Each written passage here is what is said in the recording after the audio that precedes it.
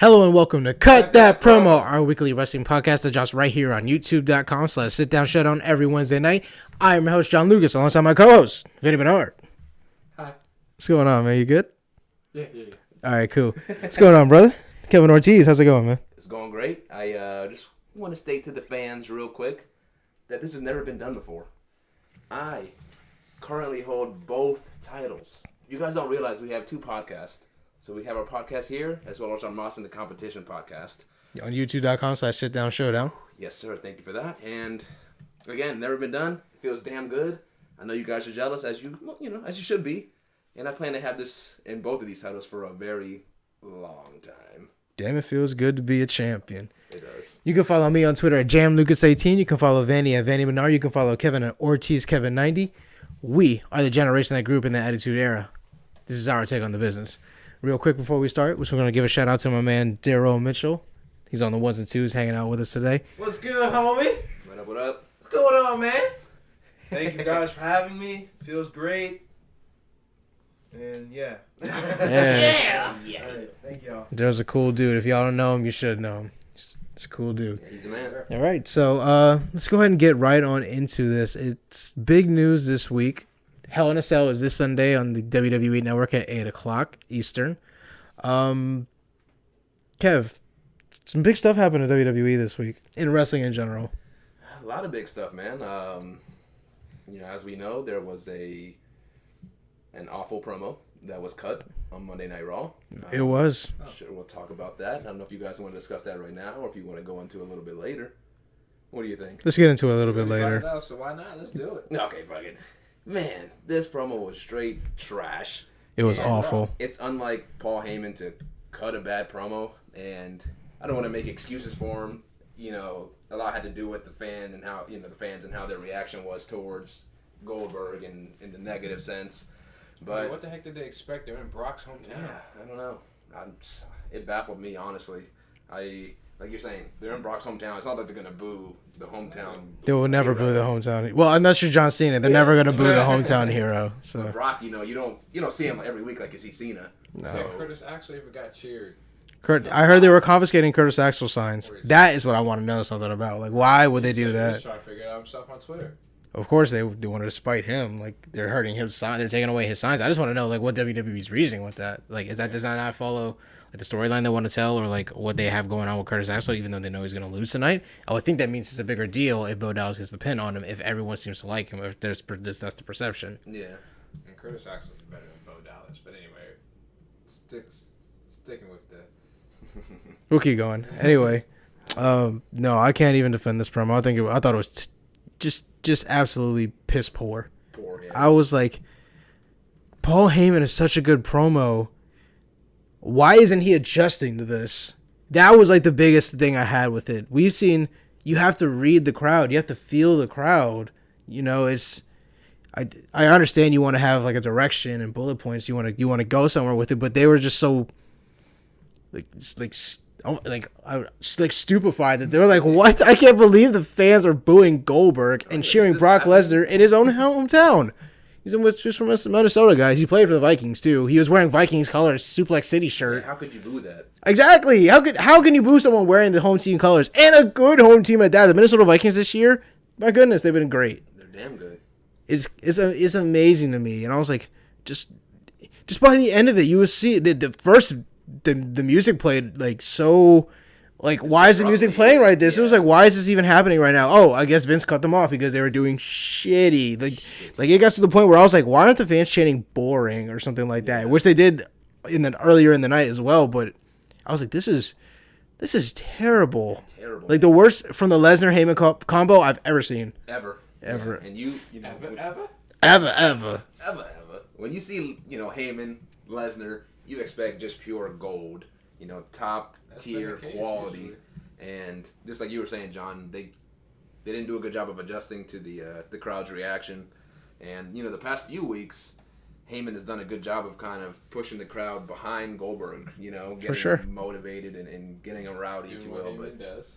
Yeah, like he does, but this week, that didn't happen. I guess nobody's perfect, so I guess you can't expect perfection in anybody. So I mean, I mean, ever since Paul Heyman's been back in this recent run of Brock in the last, 2 years, 2.5 years, he hasn't had a bad promo, so I guess we could cut him a little slack for having one bad one. I mean, albeit it was bad. It was bad, yeah. It was one to forget. Yes, very. It was that 1 in a million. Right. You know, And awful so, performance. Exactly.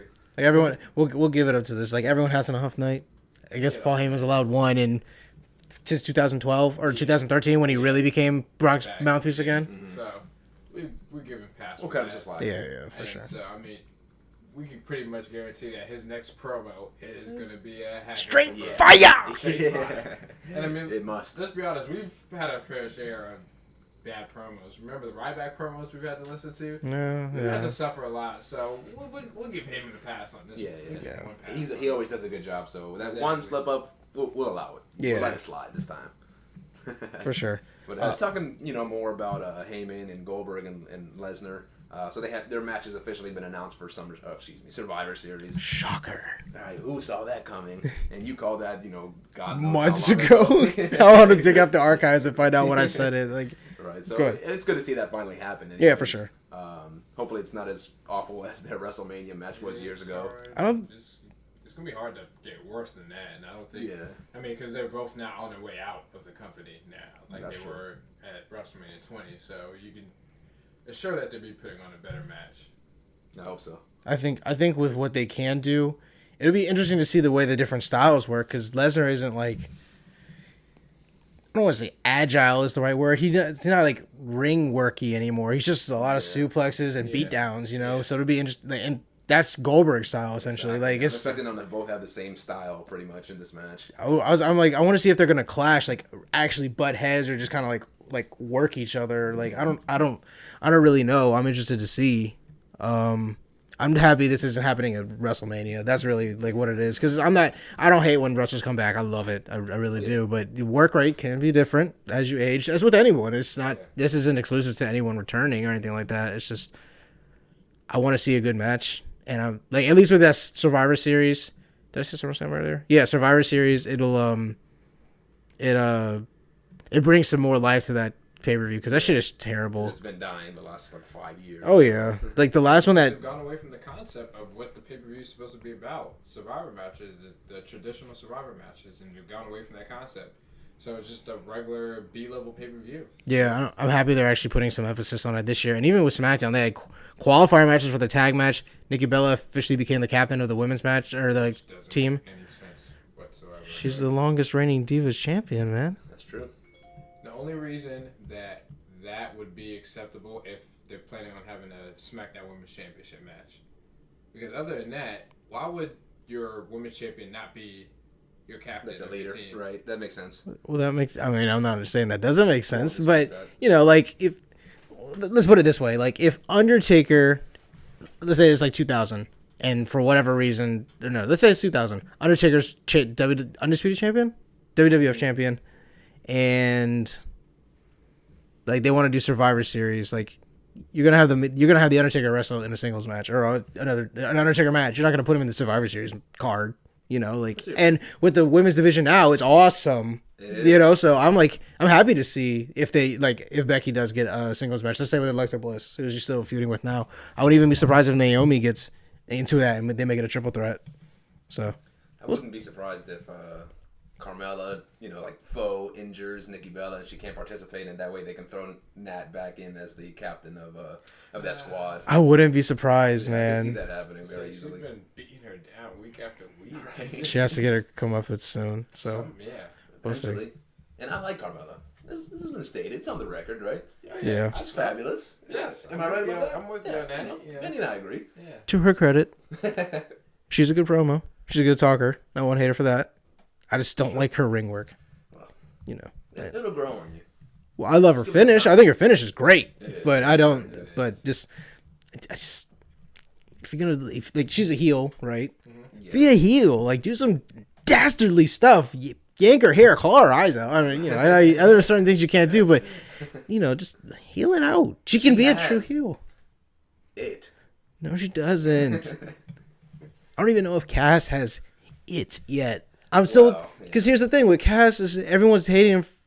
Like, I don't want to say people are hating him, but he's not doing shit. No. Like, he's rarely has singles matches. Whenever he's in a tag match, all he does is the hot tag, and then they get the win or they get the loss. Like, that's how it goes. They actually eat a lot of pins. And don't get me wrong, I love Enzo and Cass, but I wanted to see Cass not booking him bad, but they're not booking him great either. Because, I mean, they're keeping him it's safe. it's the typical Enzo's going to get beat down, and then Cass is going to look always gets the hot tag. Yeah. And like, I mean, just like we were talking the other day when we were texting during the show, during Raw. Enzo's we're going to have to put in that Bray Wyatt. I know he loses a lot. I'm not even saying he doesn't lose a lot. I can't tell you one time that besides this past Monday that he's won. He hasn't. He's won. I honestly think he's won like 3 matches that he's been like alone in or anything like that. And that might be a stretch. Yeah. I know Enzo and Cass have some decent wins on their resume, but they aren't real winners. They're just over. Like, everyone likes them, so it works. So the reason that's keeping them going. I mean, I know they said they're planning on really not doing anything with them until going into WrestleMania season. Which, I mean, granted, we're only a few months away, but it's still kind of, you're just going to have them sit in limbo for 3-4 months before you decide to do something with them. It's WWE for you, you know. You're hot, let's keep you cool. And then let's keep you there, We'll ramp it up. You back up, And then they wonder why they're having such a struggle with producing main event talent. You have to make stars. You do. And they don't necessarily know how to do that. You have to give them important wins. Yep. And we'll get to another team that hasn't done shit since they've been here, who I was never high on in the first place, the Club. Doing absolutely terrible. Yeah, I'm almost ashamed to hold this up, honestly. Well, we like the Click with Triple H, Shawn Michaels, Kevin Nash. The Club, I mean, they've been so disappointing. Scott Hall, I'm not the biggest Club fan, but I like the Club, man. I think they're good. From, looking at their, work in New Japan. Yeah. But WWE has not done anything with them since they've been here. And you can see they have potential. They're pretty decent in the ring. They're pretty good, I'd even say. But I kind of like Carl Anderson in the ring. He's definitely, obviously, he's the better of the two. Better wrestler. Yeah, as far as in-ring ability goes. But I love when he goes to that kick. and unlike comparing the Club and Enzo and Cass, unlike Enzo and Cass, where they're so over, where pretty much whatever WWE does, even if they keep trying to bring them down or book them poorly, that they're still going to get over it because of how great they are in terms of their promo work and how much the crowd loves them.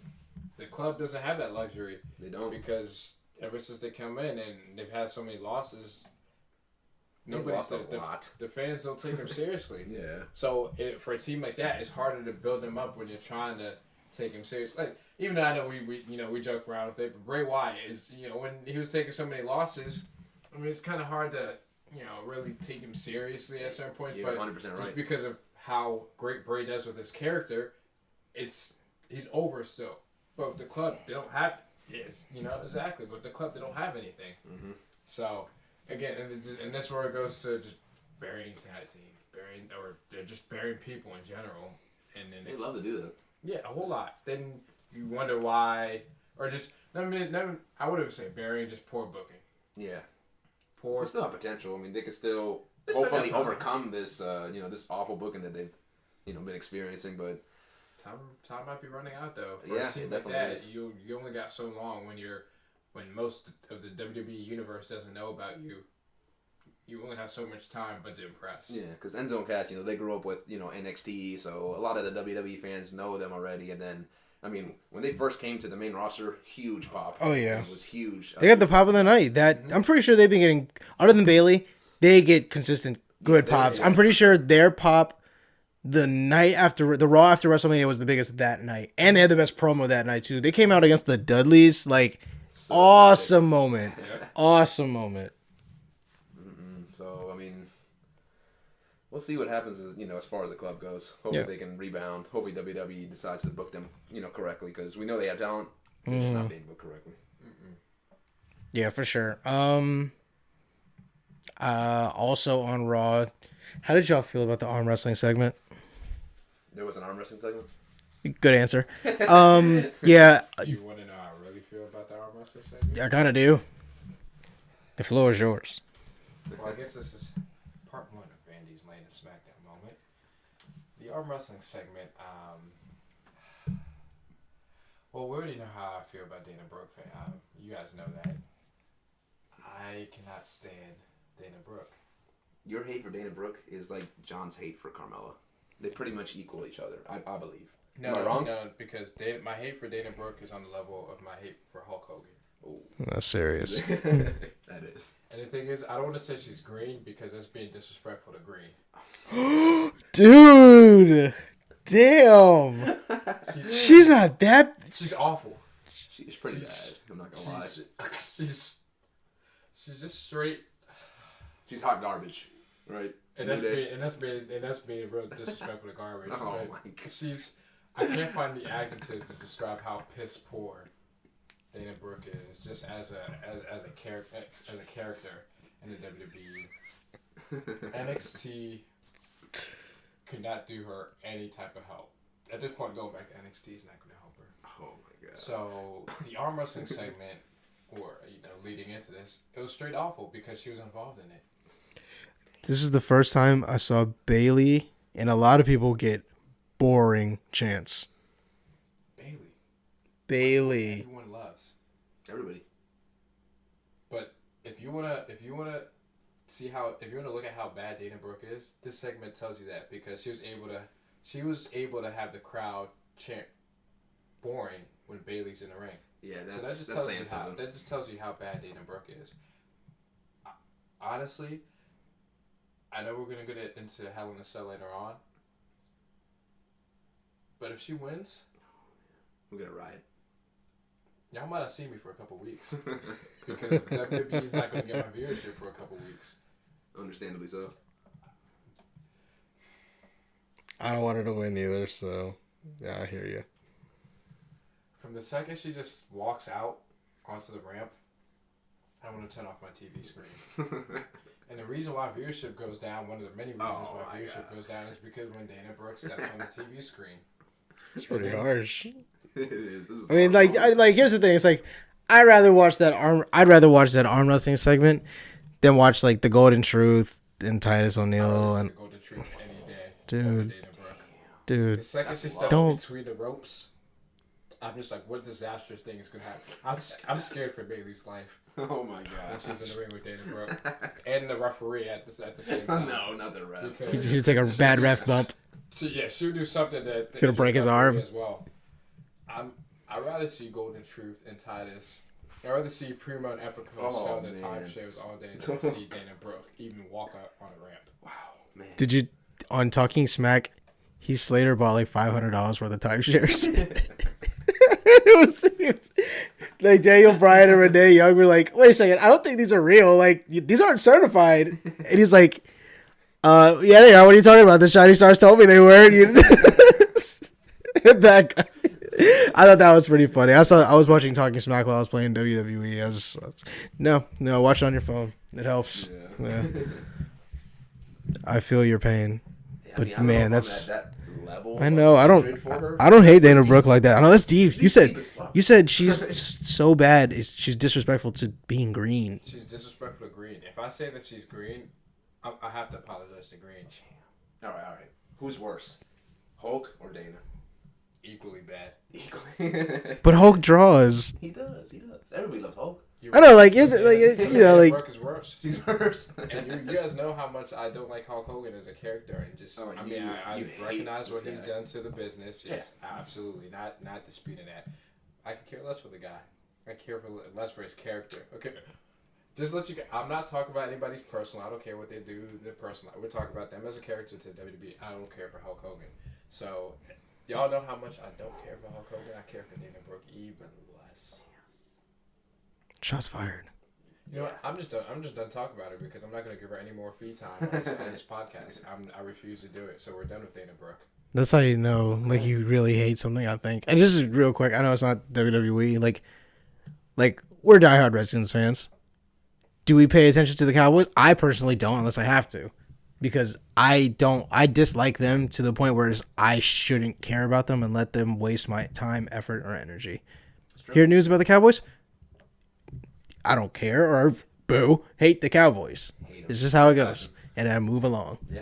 So for Dana Brooke and you just move along. From Carmella and me, well, I'm just going to move along. Anyway, any other big things on Raw. Just I know I didn't like the idea of the tag match of Sheamus and Cesaro versus the New Day before the pay-per-view. They even gave away that I thought the story was if they win, it puts them in contention for the championship titles at Hell in a Cell, which is fine, and I understand that. Yeah, that'd be okay. But they showed the graphic before, which means it's like, oh, okay, so we're already going to have a match. Why do the match? I guess get used to working together. Maybe give one of the other. Why give Cesaro and Sheamus one, right? Yeah. Yeah, so I guess New Day's going over Hell in a Cell. That's my thinking. Most likely. I guess it helped get out. Happens often. Yeah. I didn't hate the match. I thought it was actually a pretty good match, and the segment actually turned out pretty well. But I was just like, why are they even fighting tonight if they're gonna fight at the pay-per-view? The match is 1 week from from Monday or 6 days. Why do you want to watch that match and then watch this exact same match this Sunday? It doesn't make any sense. No, it doesn't. For doing that recently. I know, and it's freaking annoying. Stephen Reigns before the Raw before something. Oh yeah, that match didn't even happen. That's so What a freaking stupid. travesty I that couldn't was. believe that. Or as far as they had a great Raw match, I was like, man, if this was on if this was before SummerSlam, what are they gonna do at SummerSlam? They did Absolutely Nothing. Which is why they should have just had that match on SummerSlam. It would have been a great match. Yeah, they Would have made should've SummerSlam better because Should have been flip flopped, but WWE, their logic is awful, obviously, as we know. And we'll talk about their logic later when we make, in a different video, our predictions. yeah, for sure. Check that out on youtube.com/sit-down showdown. Yeah, check it out. Gotta give praise to Mick Foley. Oh yeah. That man cut. He finally the guy who I guess has been synonymous with Hell in a Cell as much as Undertaker and Triple H have been. He's been in a few of them, but it just kind of seems like it's Undertaker's match. I'm not saying that, but you can't think Hell in a Cell and not think Mankind He's as taking well. those bumps. His what he's done to his body is like it's pretty much what the Cell has done to his body. Like it's like he was saying, like it's a lifestyle change. Like you see the way I walk, it's because it's bone rubbing on bone. There's no cartilage left in like my knee, and you can't even can you fathom how much that would actually really hurt. And it's just that match has destroyed him. If you haven't seen it, I'm sure you have. It's everywhere. You'll see it in GIFs all the time. King of the Ring 1998, when The Undertaker throws Mankind off of the Hell in a Cell and destroying the announcer's table. My mind exploded when I was that age. It was 8 or 9. Whenever I first saw that, you can't put... What? And then just him getting chokeslammed through the Hell in a Cell and just concussion, tooth through his nose, bit through his bottom lip, busted ribs, and thumbtacks later in the match. That match is... Man, that's crazy destruction. Probably the most famous match of all time. Yeah. Probably. And he really put an emphasis on this and try to explain to Sasha and Charlotte that this match will change you. You will come out of this and shorten your career essentially. And they just seem so, in the best way possible, young and stupid. We're blindly going into this and we'll deal with the consequences later. You shouldn't always think about the consequences later. It shows like for Mick, I think I have wisdom. I have knowledge of this. I've been through it. Like, you don't even know what you're in for. You need to listen to me right now. And I was hoping one of them maybe started to take his side a little bit. Of course, Sasha, she's facing this, but I don't know. It was just a good promo, though. I have to give all the praise in the world to Mick Foley because they weren't doing so well on their own. Yeah, I don't think he saved the promo. He saved the promo, and it made it a good promo. Like if you just cut his bits out, it can be its own promo. Yeah, which it probably should have been like going into this all pay per view. so. Yeah, Like you said, he really did justice to the stipulation of the match. It's Hell in a Cell, it's life threatening, and like you're saying, the females weren't kind of nonchalant about it. Hey, I'll rub it off, I'll shake it off. It's not a big deal. Yeah, for sure. But I can't wait for this match, though. I'll tell you. No, I really can't wait for awesome. it. I'm waiting for seeing any blood. I was talking with one of my friends on Facebook about that. It's like he's asking me if we need if the match needs color, and I was like, one of them does. Oh yeah. To put some emphasis on it, because like to me, cage matches and Hell in a Cells don't really work if they don't have blood. And there's examples. There's great WrestleMania 28, end of an era, Undertaker versus Triple H for Shawn Michaels as the guest referee. That is a match that did it perfectly without blood. But it's the match. It needs it. It's not every day you're going to get an Undertaker Triple H in a cell match. They could be able to work a great match without blood. It was 2012 when Undertaker was still like kind of really going, like before who knows what happened, but just anyway, we'll see. Hell in a Cell pay-per-view is completely stupid. It is. I don't want to seem like I don't want to be like one of those guys that said, "Oh, everything's stupid. This is stupid." I don't want to be that, but it's when you do 3 Hell in a Cell matches, it just devalues it. Exactly. It's overkill. You can't do. I mean, there's already been X amount of Hell in a Cell matches in history. You take out blood, which okay, for sponsors and whatever. Okay, whatever case may be, but you can only do so much when you have 3 Hell in a Cell matches in one night. The competitors can't really do much different. So after the first one, you get to the second Hell in a Cell match. It's like, okay, we saw that spot. The worst part is when I was I don't want to interrupt you. The worst part is when I was thinking about that and I heard that they were going to do 3. I was like, so we're essentially having the exact same match 3 different times with different competitors. That's all it is. Yeah. That's all it is. And so that's why, from the start, I haven't been a fan of the Hell in a Cell pay-per-view. That's why I'm glad they got rid of the Elimination Chamber pay-per-view. Oh, yeah. Wish they would do the same for the TLC pay-per-view because when you think of Hell in a Cell, you think about the culmination of a rivalry. Exactly. Out of all the matches, the only one I think is okay for is for Sasha and Charlotte. It's the only one that makes sense. It doesn't make any sense for Kevin Owens and Seth Rollins. That was the one I hated that got announced. I was like, that's the third one, and I get it's the world title, but there's no animosity. There's no bad blood. Okay, this is the be all end all. Triple H has to interfere. That's the only it has to happen. Something like that. So just continue though. And then just to finish that off, Rusev and Roman. They've had a longer rivalry, so it kind of does warrant it. Kind of say that it works. So maybe for those 2, okay, and then you have 1 male, 1 female. Perfect. All right, okay, But 3.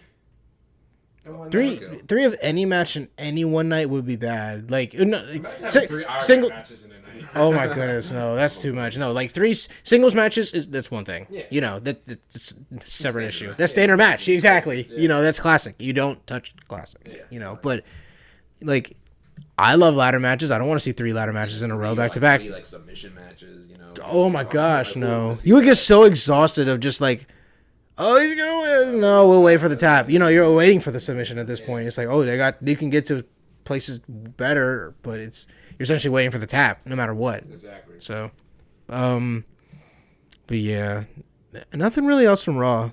SmackDown was awesome though. We can go ahead and jump into our SmackDown reactions. But SmackDown, I remember I tweeted out like at 9 o'clock. I was like, an hour into SmackDown is awesome. Like I was so happy that I love SmackDown again. I have no idea when I've been able to say that. It's on record. I love SmackDown again. I no lie. Like sometimes I don't even want to watch Raw. Like I'm just like I know I'm gonna watch it because it's Raw. I probably always watch it anyway, even if it was bad. It's shitty.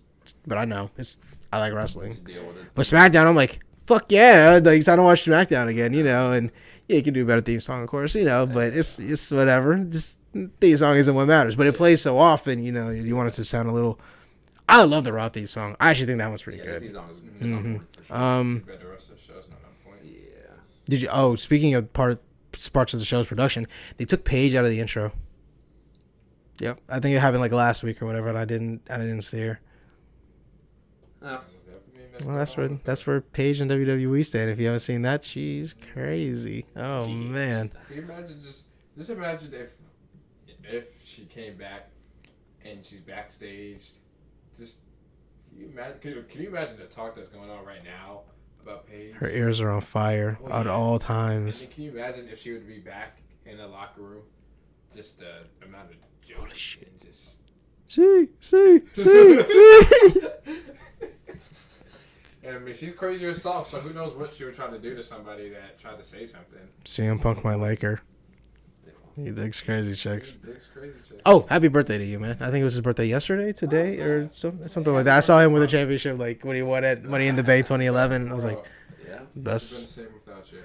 Nope. He's winning a life. He's winning a life with AJ Lee right now, though. So, and shout outs to her. Her book's coming out soon. I think she just finished writing it or getting it published. So, shout outs to you. Can't wait to read it. So, yep, that might be a book I actually read. Yeah. All sorts of first.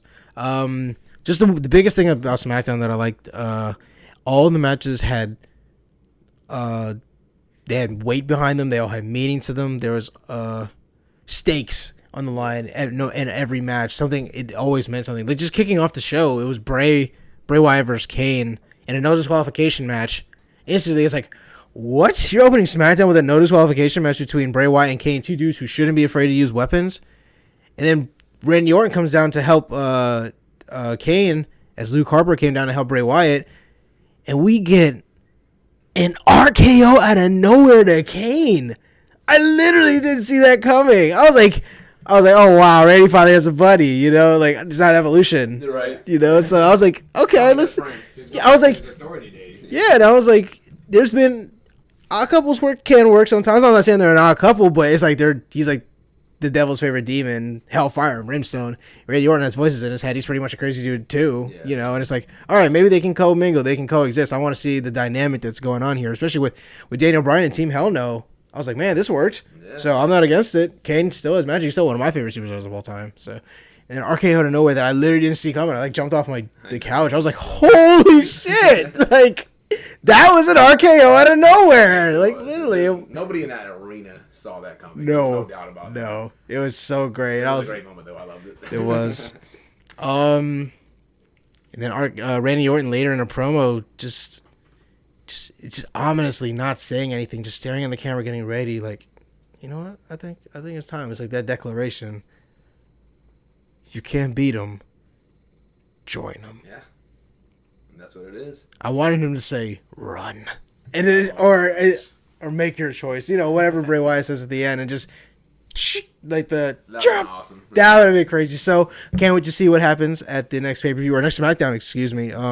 With Bray Wyatt and Randy Orton, I want to see them address this because, like, if he comes down with the Wyatt family, like, on SmackDown in, like, his own version of a sheep mask or, like, a snake something, that was going to be so crazy to see. There's a serpent in the Wyatt family now. And, oh, man, just possibilities, man. SmackDown with the story. I know this is me fantasy booking and thinking, check out my series, cut that promo's fantasy booking. But I was just like, man, this would be awesome to see. SmackDown got me excited to tune back in next week. Let's see what else. Becky Lynch returned from her injury. I still don't know what she was injured for. I don't know. Did you guys hear? They specify it seemed. I mean, they said, it's like a personal like maybe it was her back, you know, but she seemed fine, honestly. So related issue, but yeah. That's it. So maybe something personal. Yeah, probably, maybe, or maybe. No, who knows? No speculation. Yeah, I just happy to see her back, of course. Yeah. Oh, yeah, for sure. And she gets. Oh, she got beat down. Alexa Bliss is so damn good. I love Alexa Like Bliss. an honorable mention to maybe your second promo of the week. It had to be everything Alexa Bliss said. Oh my God, no, Alexa Bliss. Yeah, and I was like, man, she is on fire. I was like, you were on the plane, I think, back from Chicago, and I was like, you're gonna be excited to watch SmackDown when you get home. The first 30 minutes are banging. Like I was like, man, Alexa Bliss just killing it. She is so damn good, man. I can't wait for her, future promos that she's gonna have, future matches. I know, I dig it. It would be crazy if she won the women's title. If she won it like soon, I know. I ain't even mad. I know. I was so happy when it. So damn good. I remember. But she go wait. Oh, that's right. You do like Becky. You do like Becky. No, I don't dislike. I mean, I love Alexa Bliss as well. I love her as well. But just she hasn't had the title that long yet. Yeah. It's funny how she talks like trash, but then she gives you like a smile at the end, you know? It's so funny. No, I'm digging it, man. I remember when they did like the supplemental draft or whatever they did after, and I was like, oh, Alexa Bliss on SmackDown now? Awesome. Fuck yeah. That means she's away from Blake and Murphy, you know? And they were so bad. Like, that wasn't for her, I don't think. Yeah, she was carrying the group. Of course. They were just, she was essentially like Sable with like any of the bum tag teams she like GM'd or managed, whatever, however you want to say that. Just, I was like, man, like anyway. Yeah, I'm glad to see her on her own and doing, big things. Oh yeah. She's definitely gonna be successful. I like Twisted Bliss. Every time I see it, I'm like, I don't know what it is, but that looks good to me. You know? It's a unique finish. It is a unique finish. I love top row finishers. Mm-hmm. Yeah. I'll get into that. I don't want to waste any more time though. Natalya meets Daniel Bryan backstage, and she wants to be the captain of SmackDown's Women's Survivor Series team. Daniel Bryan says, hey, how about yours and Nikki Bella's match tonight be whoever's going to be the captain for the team, whoever wins. And if you whoever loses won't even be on the team at all. They actually went out and had a pretty good match. There's a lot of wrestling talent shown by Nikki Bella to me. I was like, wow, I can't believe Nikki can actually wrestle like this. I guess it's maybe she's been working with. Of course, there's a tell there that she's been working with Cena, or they're letting her do all this now. She was doing some moves that I've seen Daniel Bryan do. Like I think it's the Mexican stretch surfboard, where you put the dudes up in the air. And I think the match got 2 segments. It got time, and I was like, wow, this is awesome. And then Nikki Bella pulls a stiff STF. Bruh, that was better than any STF Cena has ever delivered. Wasn't it though? Like, oh Nikki Bella finishes the STF, man. It was awesome. It was fierce. And she even hooked Natalia's back leg too to get a little extra torque in there. I was like, that's intentional. Jeez. This is gonna be good, you know. Our elbow around the neck and everything. I was like, wow. The STF, the way it's supposed to be done, is exactly what we saw on SmackDown. It was great. I was damn happy to see it. It was great. I mean, she does wear the pants of the family. You know, that was established a week or 2 ago. She said it herself, so I'm not gonna, back check what she said. But yeah, I was glad she did it. It looked damn good, and I can't wait for her feud to culminate with the fabulous one, your favorite female superstar. ULOUS. AS. She spells it wrong. I hate it. I'm okay with soft, but I hate fabulous. Soft is spelled wrong too. Soft. That's true. Well, that's soft. I mean, that's how you're saying that. I'm not saying soft or softy or anything like that. You're soft. Soft. Like Saw, the movie franchise. And anyway, just going back into SmackDown.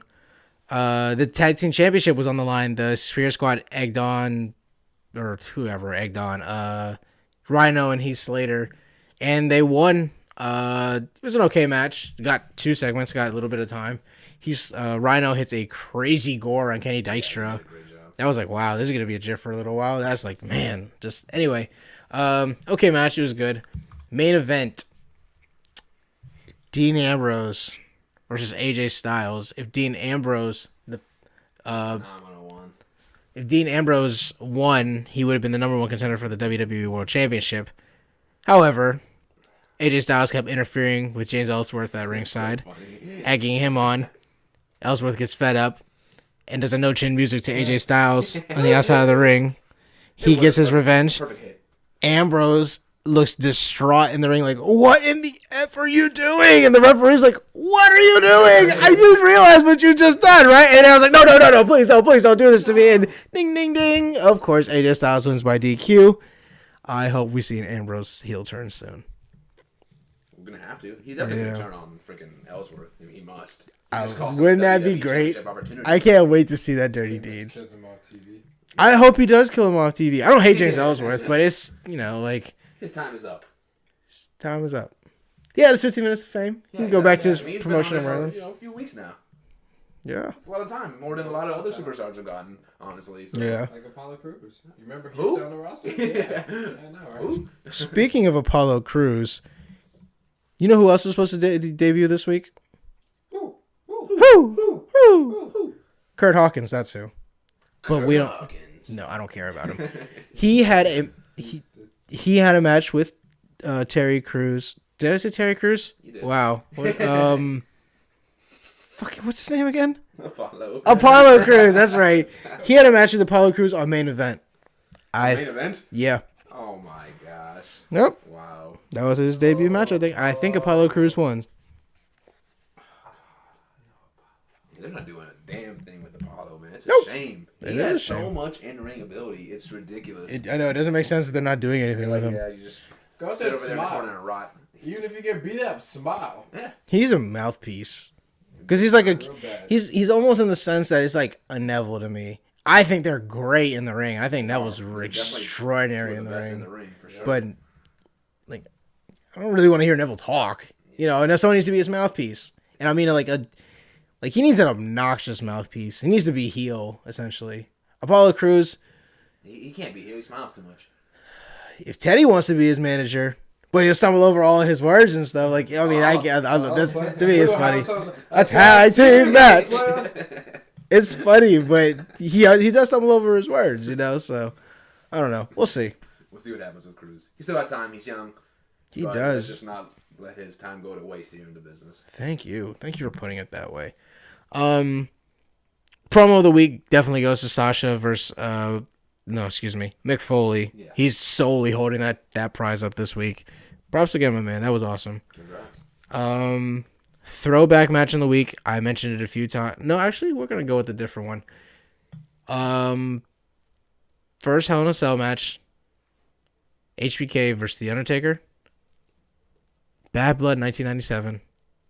Kane's debut. Awesome match in and of itself. If Kane didn't debut, it still would have been awesome.